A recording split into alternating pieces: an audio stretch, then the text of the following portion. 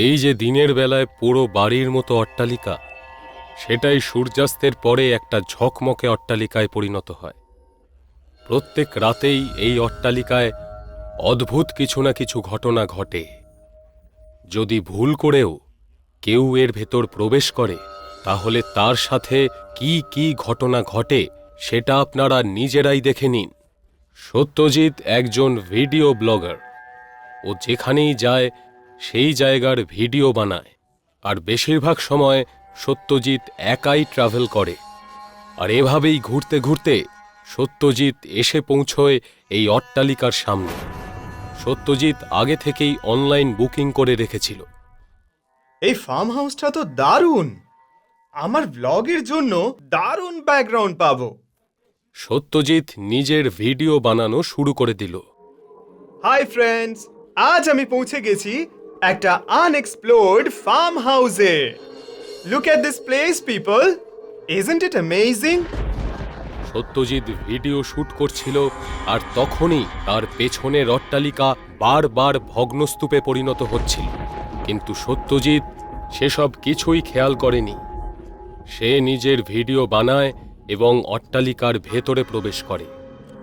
সত্যজিৎ রিসেপশনের সামনে এসে দাঁড়ায়, কিন্তু সেখানে কেউ ছিল না। সে সেখানে একটা চাবি দেখতে পায়, যা একটা চিঠির উপর রাখা ছিল। সত্যজিৎ স্যার, আপনার রুম রেডি। সরি, আমার একটা কাজের জন্য বাইরে যেতে হচ্ছে। আপনি বিশ্রাম নিন, আমি আপনার কাছে চলে আসব। সত্যজিৎ চাবিটা তুলে নেয় আর ঘর খুঁজতে শুরু করে। সেই অট্টালিকা অনেক বড় ছিল, আর তার ভেতরে অনেকগুলো ঘর ছিল। অনেকক্ষণ এদিক ওদিক খোঁজার পর সত্যজিৎ তার রুম খুঁজে পেল। সত্যজিৎ ঘরটা ভালো করে দেখছিল। ঠিক তখনই সে দেখতে পেল লনে বসে একজন লোক মদ্যপান করছে। আর তারপর সত্যজিৎ পরিষ্কার পরিচ্ছন্ন হয়ে লনে এসে দাঁড়ায়। হ্যালো, আমার নাম সত্যজিৎ, ওয়েস্ট বেঙ্গল থেকে। আর তুমি? আমি রেক্টর, গোয়ায় থাকি। That's nice. Can I join you? হ্যাঁ হ্যাঁ, ওয়াই নট। সত্যজিৎ রেক্টরের সামনে থাকা চেয়ারে বসে পড়ল। বসার সাথে সাথেই সত্যজিতের মনে হলো কেউ তার পাশ দিয়ে হেঁটে গেল, আর সে ভয় পেয়ে গেল। কি হলো? কিছু না, আমি একজন ব্লগার। আর তুমি? ট্রেকার। এইখানে সামনেই একটা বড় মাউন্টেন আছে। কালকে আমি সেই মাউন্টেনে ট্রেকিং করতে যাব। ও, দ্যাটস গ্রেট। আচ্ছা, আমিও কি তোমায় জয়েন করতে পারি? হ্যাঁ, কিন্তু তার জন্য তোমায় কাল পর্যন্ত বেঁচে থাকতে হবে। আই মিন, তাড়াতাড়ি উঠতে হবে। শিওরলি। রেক্টর সত্যজিৎকে ড্রিঙ্ক অফার করল। সত্যজিৎ রেক্টরের সাথে মদ্যপান শুরু করল। দুজনে অনেকক্ষণ ধরে গল্পগুজব করছিল। আর তারপর হঠাৎ অট্টালিকার আলো নিভে গেল, আর রেক্টর উধাও হয়ে গেল। আরে, ও হঠাৎ করে কোথায় গেল? মনে হয় ফ্ল্যাশ লাইট আনতে গেছে। আচ্ছা, আমিও তাহলে আমার রুমেই চলে যাই। অন্ধকারের মধ্যে সত্যজিৎ নিজের রুমের দিকে এগিয়ে চলল। সত্যজিৎ অন্ধকারের মধ্যে দিয়ে হেঁটে আসছিল। সে কখনো কোনো মূর্তিতে ধাক্কা খাচ্ছিল, কখনো আবার দেওয়ালের গায়ে। হঠাৎ করে সে একটা মহিলা কণ্ঠস্বর শুনতে পেল। সত্যজিৎ, সত্যজিৎ। মহিলা কণ্ঠস্বর শুনে সত্যজিৎ অবাক হয়ে গেল। সে এদিক ওদিক তাকিয়ে তাকে খুঁজতে লাগলো। কে ওখানে? কে? তুমি আমার নাম কি করে জানলে? সত্যজিৎ, সত্যজিৎ। সত্যজিৎ আওয়াজ অনুসরণ করে এগিয়ে গেল। আওয়াজ অনুসরণ করে সে একটা বড় ঘরের মধ্যে এসে দাঁড়ালো। ঘরটা পুরোপুরি খালি ছিল, কিন্তু তবুও সত্যজিৎ সেই কণ্ঠস্বর শুনতে পাচ্ছিল। আওয়াজ প্রতিধ্বনিত হচ্ছিল। হঠাৎ করে সত্যজিতের ঘাড়ের পেছন দিকে কেউ একজন আঘাত করল। আহ! আহ! যখন সত্যজিৎ পেছনে ফিরে তাকালো, সে চমকে উঠল। সেটা কোনো মহিলা ছিল না, একটা ডাইনি ছিল, যার চুল এলোমেলো হয়েছিল আর দাঁতে সত্যজিতের রক্ত লেগেছিল। আহ! হেল্প! হেল্প! কেউ কেউ আমাকে সাহায্য করো! সত্যজিৎ নিজের জীবন বাঁচানোর জন্য এদিক ওদিক দৌড়তে লাগলো, কিন্তু সেই ডাইনি সত্যজিতের পিছু ছাড়ছিল না। প্রচণ্ড ভয় পেয়ে সত্যজিৎ দালানে এসে পৌঁছলো। সেই ডাইনি সত্যজিতের উপর আক্রমণ করতেই যাচ্ছিল। এমন সময় হঠাৎ কেউ একজন সত্যজিৎকে একটা ঘরের ভেতর টেনে নিল। একজন বৃদ্ধ মহিলা সত্যজিৎকে নিজের ঘরে টেনে নিয়েছিল। সত্যজিৎ প্রচণ্ড ভয় পেয়ে গিয়েছিল। ওই ওই ওই ওই ডাইনিটা, ও আমাকে মেরে ফেলবে, মেরে ফেলবে ও আমাকে। সে সময় দরজার বাইরে থেকে প্রচণ্ড জোরে আওয়াজ আসতে লাগলো। ভয়ে সত্যজিতের হৃদস্পন্দন বেড়ে গেল। ও ও আমাকে মেরে ফেলবে, আমাকে তুমি বাঁচাও। ও কে ছিল?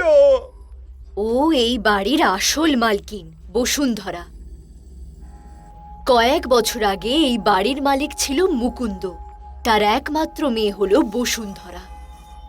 ওনার অকাল মৃত্যুর পর সমস্ত জমি বসুন্ধরার নামে হয়েছিল।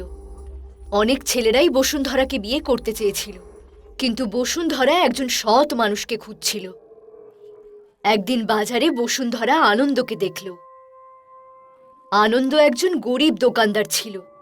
বসুন্ধরা দেখল যে আনন্দ গরিবদেরকে বিনা পয়সায় খাওয়াচ্ছিল। আনন্দের সততা বসুন্ধরাকে মুগ্ধ করেছিল। তারপর থেকে বসুন্ধরা একজন সাধারণ মহিলার পোশাকে আনন্দের দোকানে যেতে থাকলো। আস্তে আস্তে দুজনের মধ্যে বন্ধুত্ব হতে থাকলো, আর বন্ধুত্ব ভালোবাসায় গড়ালো। কিছু মাস পরে, আনন্দ, আমি তোমাকে অনেক ভালোবাসি, আর তোমাকে আমি বিয়ে করতে চাই। আমিও। কিন্তু আমি তোমাকে একটা মিথ্যে কথা বলেছি। কিরকম মিথ্যে? আমি গরিব নই, আমি মালিক মুকুন্দের মেয়ে বসুন্ধরা। কিন্তু এটাও সত্যি যে আমি তোমাকে অনেক ভালোবাসি, বিয়ে করতে চাই। আমি তোমার মতন একজন সৎ স্বামী খুঁজছিলাম। আনন্দ আর বসুন্ধরার বিয়ে হয়ে গেল, আর আনন্দ এই বাড়িতেই এসে থাকতে লাগলো। প্রথম প্রথম সবকিছুই ভালো ছিল, কিন্তু কিছুদিন পর আনন্দ বসুন্ধরার টাকা ধ্বংস করতে শুরু করলো। বসুন্ধরা এতদিন যা কিছু দেখেছিল তা সবই আনন্দের ছলনা ছিল। বসুন্ধরা, যদি তোমার আমার উপর বিশ্বাস থাকে তাহলে এই বাড়িটা আমার নামে করে দাও। আমি তোমাকে অনেক বিশ্বাস করি, কিন্তু এই বাড়িটা তো আমার বাবার, আর এটা আমি চাইলেও তোমাকে দিতে পারবো না। আনন্দের শুধু বসুন্ধরার সম্পত্তির প্রতি লোভ ছিল, তাই সে এক অঘরী তান্ত্রিকের কাছে গেছিল। বাবা, আমার বউকে শুধু আমার বশে করে দিন। আপনি যা চান আমি আপনাকে তাই দেব। এই না হলে কথা, চল। সেই অঘরী তান্ত্রিককে নিয়ে আনন্দ বাড়ি এলো, আর অঘরী তান্ত্রিক কিছু মন্ত্র পড়ল, যাতে ঘুমন্ত বসুন্ধরা হেঁটে বাইরে চলে এলো। বল, কি করাতে চাস? শুধু এই দলিলগুলোতে ওর একটা সই। অঘরী তান্ত্রিকের বশীকরণের ফলে বসুন্ধরা সেই কাগজে সই করে দিল। এইবার ওকে কি করবি? এখন আর আমার ওকে কোনো প্রয়োজন নেই। উড়িয়ে দিয়ে কে? সেই অঘরীর জাদুতে বসুন্ধরার শাড়িতে আগুন লেগে গেল। সে এখনো সাধুর বশীকরণেই ছিল, কিন্তু পুড়ে যাওয়ার সময় বসুন্ধরার জ্ঞান ফিরল। আমি পুড়ে যাচ্ছি, আমাকে বাঁচাও, আমি এর প্রতিশোধ নেব। এই বাড়ির জন্য তুমি এসব করেছো, তাই না? তুমি এই বাড়িটা কখনোই পাবে না। এই বাড়িতে পা রাখার সমস্ত মানুষেরই মৃত্যু হয়ে যাবে, মৃত্যু হবে। এই বাড়িটা আমার। জ্বলন্ত বসুন্ধরা অঘরী আর আনন্দের পেছনে দৌড়তে লাগলো, আর সেই দুজনকেও তার সঙ্গে পুড়িয়ে দিল। কিন্তু আনন্দ তার হাত থেকে বেঁচে গিয়েছিল, আর অঘরী প্রাণ বাঁচাতে পারল না। তারপর থেকে ওই বাড়িতে যখনই কেউ পা রেখেছে সে মারা গেছে। মানে মানে ও মারা গেছে? সত্যজিৎ তখন জানলার দিকে তাকালো। সে দেখতে পেল রেক্টরের ভূত জানলা ভাঙার চেষ্টা করছে। সত্যজিৎ আরো বেশি ভয় পেয়ে গেল। ও মেরে ফেলবে আমাকে, আমরা মারা যাব। হাসতে হাসতে সেই বৃদ্ধ মহিলা একজন পেতনিতে রূপান্তরিত হলো। আহ, আহ, আহ, আমাকে ছেড়ে দাও, আমাকে ছেড়ে দাও প্লিজ। সত্যজিৎ পালানোর চেষ্টা করছিল, কিন্তু জানলার বাইরে রেক্টরের ভূত ছিল। আবার অন্যদিকে দরজার সামনে বসুন্ধরা আর ওই বৃদ্ধা মহিলা। এই বাড়িতে সবাই আসতে পারে, কিন্তু বেঁচে কখনো ফিরতে পারে না। বসুন্ধরা সত্যজিতের উপর ঝাঁপিয়ে পড়ল, কিন্তু যেই মুহূর্তে বসুন্ধরা সত্যজিৎকে স্পর্শ করল, তখনই সত্যজিৎ বলে উঠল, দাঁড়াও বসুন্ধরা, আমি তোমার সব সত্যি জানি, আর আমি তোমাকে মুক্তি পাইয়ে দিতে পারি।